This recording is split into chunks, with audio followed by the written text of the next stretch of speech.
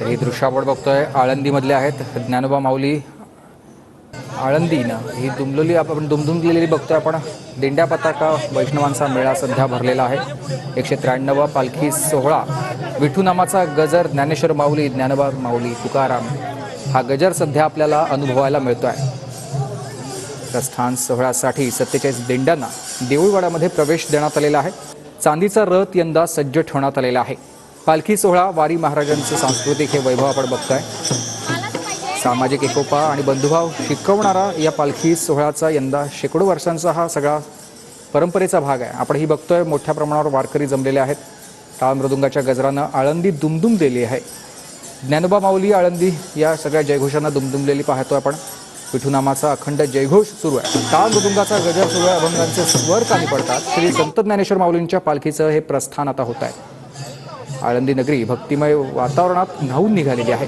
193वा हा पालखी सोहळा आहे. विठूनामाचा गजर सध्या ऐकू येत आहे. ज्ञानेश्वर माऊली, ज्ञानोबा माऊली, तुकाराम हा जयघोष या वारकऱ्यांकडून संपूर्ण असं म्हणतात दुमदुमलेला आपण बघतोय. यंदाचं 193वं वर्ष आहे पालखी सोहळ्याचं आणि या प्रस्थान सोहळ्यासाठी 47 दिंड्यांना देऊळवाड्यात प्रवेश देण्यात आलेला आहे.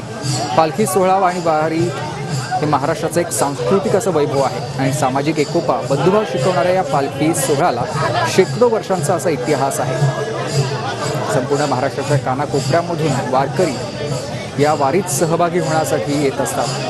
शेती पिकांची कामं सगळी झालेली आहेत. चांगला पाऊस झालेला आहे आणि त्यानंतर माऊलींच्या या सगळ्या वारीमध्ये सहभागी होण्यासाठी वारकरी आलेले आहेत.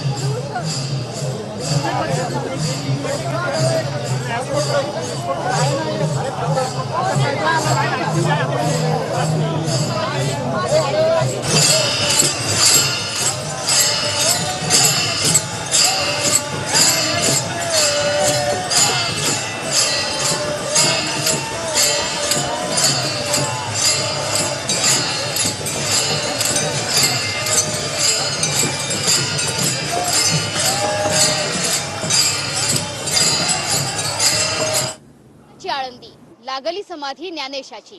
हा तोच इंद्रायणीचा घाट आहे. ही तीच इंद्रायणी आहे जिला वारकऱ्यांनी अतिशय पवित्र मानलाय आणि या इंद्रायणीचं पाणी कपाळावर लावण्यासाठी, मस्तकी घेण्यासाठी अनेक वारकरी हे आतुरतेने वाट बघत असतात.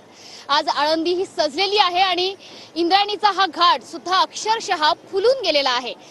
सगळ्या वारकऱ्यांना जी ओढ आहे ती अर्थातच पंढरपुराची तर आहेच, मात्र आळंदीतल्या ज्ञानोबांच्या दर्शनाआधी या इंद्रायणीमध्ये एक तरी डुबकी मारायला मिळावी अशी या सगळ्या वारकऱ्यांची इच्छा आहे आणि म्हणूनच या इंद्रायणीची सफर आम्ही तुम्हाला घडवतोय.